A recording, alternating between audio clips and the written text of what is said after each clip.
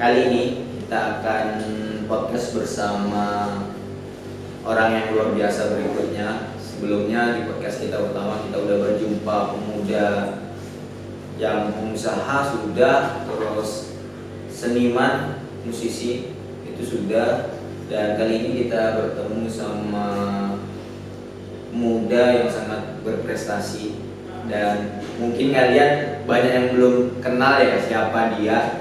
Nah, makanya kita akan kenalan terlebih dahulu siapakah dia. Mungkin Mbak Rima bisa perkenalan dulu untuk memperkenalkan diri terhadap kawan-kawan mungkin yang belum tahu tentang siapa sih Mbak Rima itu. Oke, Assalamualaikum warahmatullahi wabarakatuh. Selamat malam ya.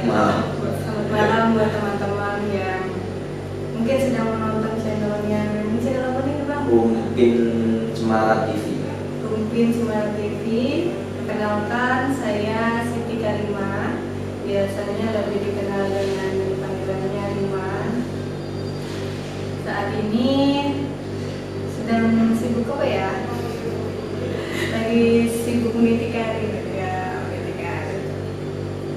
Sibuknya ngajar juga, lagi sibuk ngajar, lalu juga lagi mau mengelola kayak kreativitas pemuda gitu, lewat organisasi kepemudaan.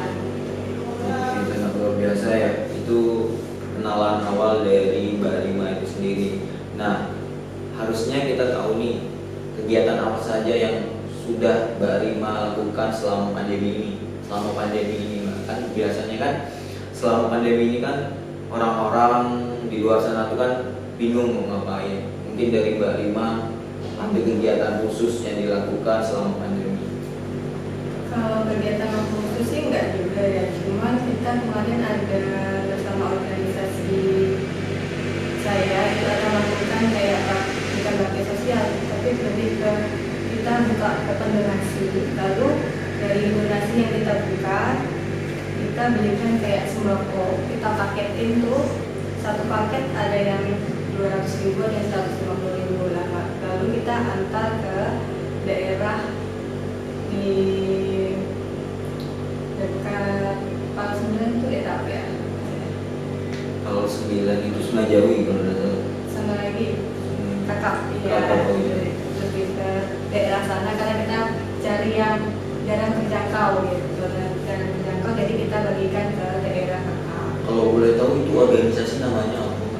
Itu kebetulan kemarin organisasi Genpi Budaya. Genpi Budaya. Oh, berarti aktif juga di Genpi ya. Banyak sekali kegiatan-kegiatannya mengeksplor pariwisata dari setiap kabupaten tuh mungkin ada Genpinya ya Mbak ya. Bahkan skala provinsi itu mungkin ada. Nah, itu kan berarti kegiatan Mbak kan sangat bermanfaat ya kan, sangat bermanfaat melalui gerakan-gerakan yang Mbak lakukan bersama kawan-kawan di Genpi Budaya. Dan alhasil sih mungkin pasti banyak dampaknya pastinya yang baik-baik lah ya buat orang-orang yang menjadi jangkauan dari gerakan Mbak itu sendiri.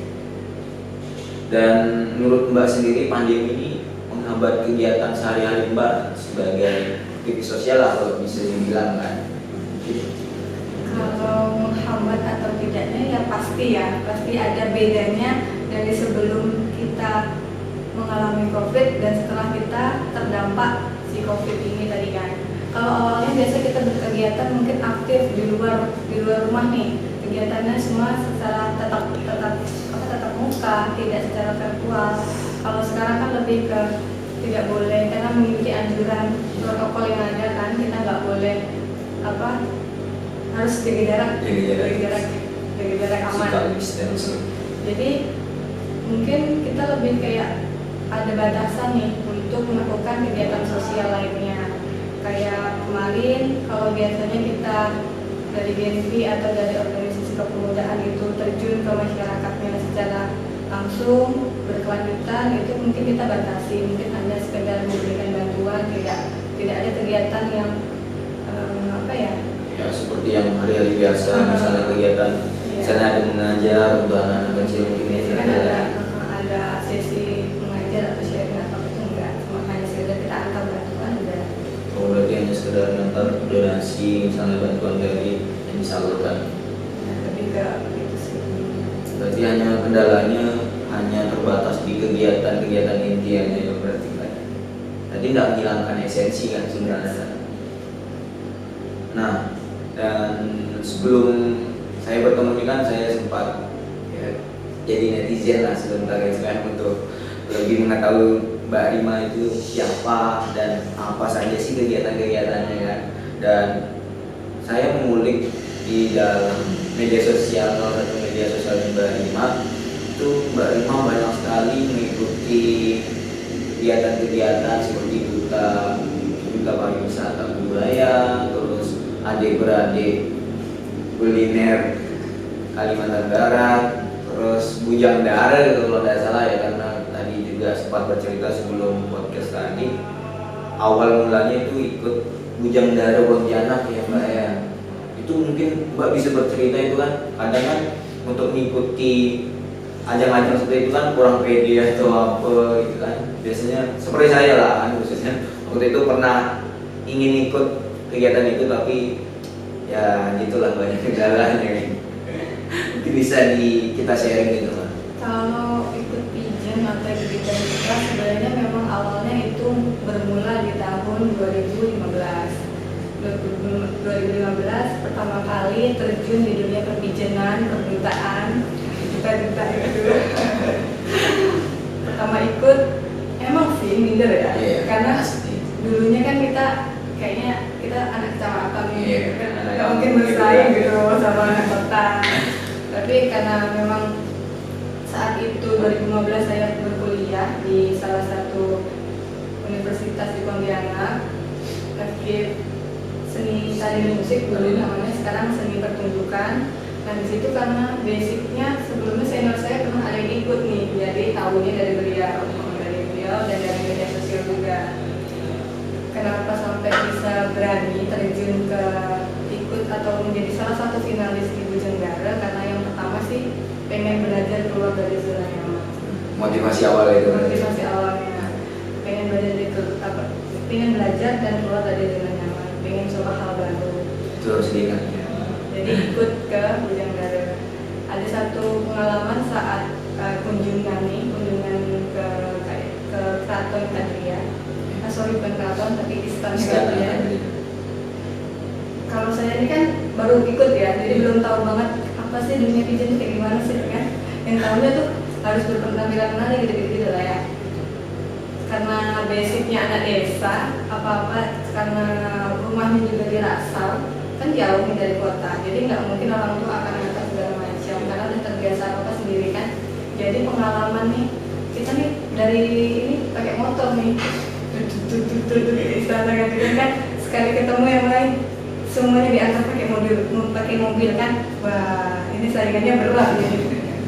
Tapi dari situ sih belajar kayak nggak semua yang kayak kita pandangnya hanya anak-anak yang berduit atau yang orang tuanya berada yang bisa ikutin kegiatan positif kayak salah satunya tadi itu yang berada. Tapi siapapun kita, bagaimanapun asal kita, latar belakang kita, kalau kita punya kemauan atau kita percaya dulu deh sama diri kita bisa, insya Allah sih ada jalannya aja gitu. Berarti yang pertama tuh pengen keluar dari zona nyaman, dan yang kedua tidak minder dengan orang lain yang mungkin lebih berada daripada kita. Ya, walaupun kalau saya pernah dengar kata-kata mutiara dari dosen saya itu anak kampung tapi tidak kampungan. Itulah yang dijalankan oleh Mbak Rima itu sendiri. Nah itu sangat luar biasa. Nah pastinya selama Mbak mengikuti kegiatan-kegiatan seperti perdutaan itu pasti ada dong yang didapatkan. Apa sih itu yang udah Mbak dapatkan? Misalnya Mbak pernah mencapai titik prestasi tertinggi itu apa? Kalau untuk yang tertinggi menurut saya mungkin saya lebih ke pariwisata. Itu saya pernah ikut juga di Kabupaten Kuburaya, itu namanya dulu tahun saya itu belum putra putri, baru putri bersata. Tahun sebelumnya putra putri, tapi di tahun saya itu putri bersata, jadi finalisnya semua perempuan. Itu alhamdulillah dapat top 8. Top 8 8 luar biasa. Di tahun 2017. Nah, di tahun 2017 juga saya mengikuti Jambore Pemuda Indonesia. Jambore. Ya, Jambore Pemuda Indonesia. Alhamdulillah dapat 1 tiket ke kota Sawalunto di Sumatera Barat. Sumatera Barat. Iya. Berarti bisa terbang naik pesawat terbang. Iya dong. Siap. Naik pesawat terbang gratis dibayarin pemerintah. Kapan lagi kan kalau mau gratis naik pesawat ya ikuti jejak Mbak Rima. Kenapa lagi Mbak prosesnya selain itu? 2015 bidang dara, 2016 ikut modeling, alhamdulillah lomba sampai Jakarta.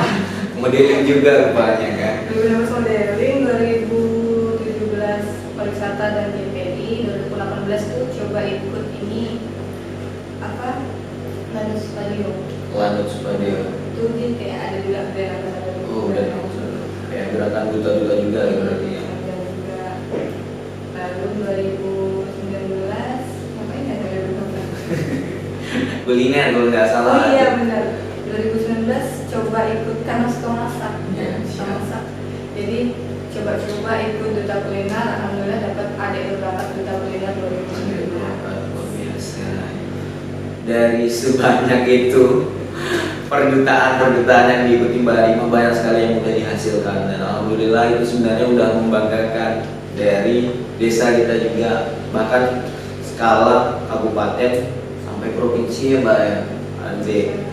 Adik beradik kuliah apa Abang adik. abang adik duta kuliner Kalimantan Barat. Jadi bayangkan ada anak Rasau tapi banyak tidak dikenal anak-anak Rasaunya itu sendiri, tapi dia punya prestasi yang sudah membanggakan desa itu sendiri. Tapi ya kurangnya adanya atensi dari masyarakat lah perihal kegiatan-kegiatan seperti itu. Seperti saya sih itu jadi PR juga tuh untuk saya sendiri untuk bisa mengikuti jejak dari Mbak Rima. Kan kita semua kan tergolong masih muda gitu kan. Kapan lagi untuk mengeksplor diri, untuk belajar, untuk mengupgrade diri kita sendiri. Nah dari sebanyak itu ada nggak sih yang Mbak ingin capai kembali? Kalau ingin capai pasti ada. Kemarin terakhir juga alhamdulillah juara 1 Institut Tata Busana. Nah, itu kegiatan apresiasi guru dan tenaga kependidikan dari PAUD dan pendidikan masyarakat tingkat provinsi Kalimantan Barat tahun 2019. Jadi mewakili budaya di tingkat provinsi, lombanya itu di Singkawang.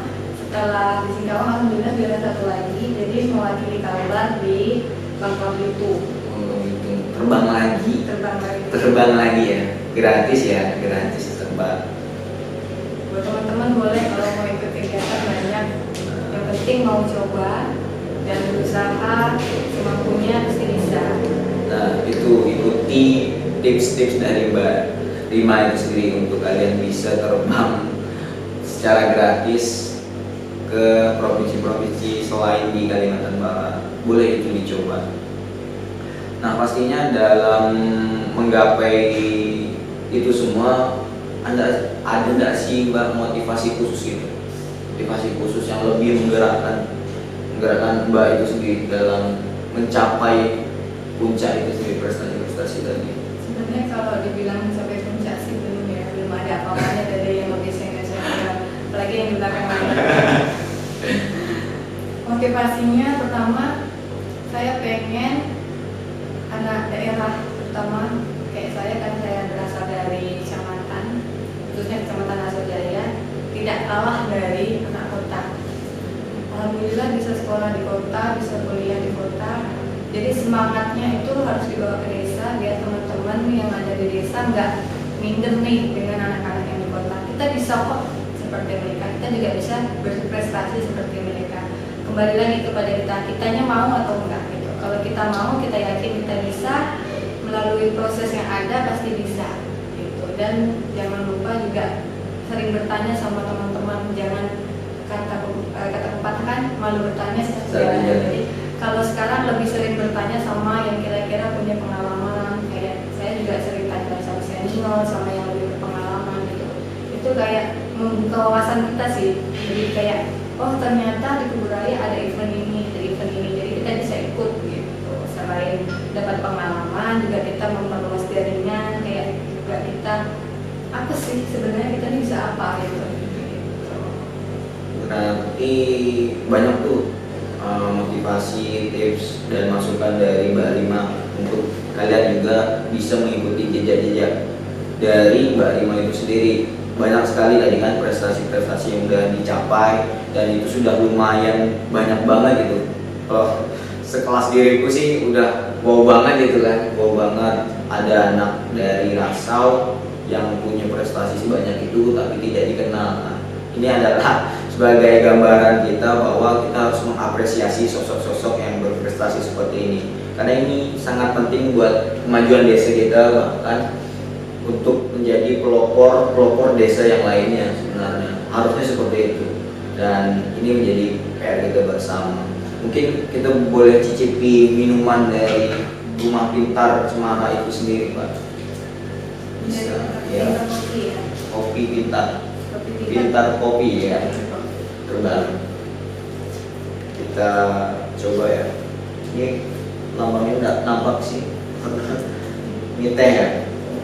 Produk anak muda sendiri. Iya, ini produknya Rumah Pintar Cemara itu sendiri. Nah, buat teman-teman boleh nih yang suka kopi Iya. atau milenial yang cinta kopi, cobain Pintar Kopi. Siapa tahu bisa lebih bisa. Iya.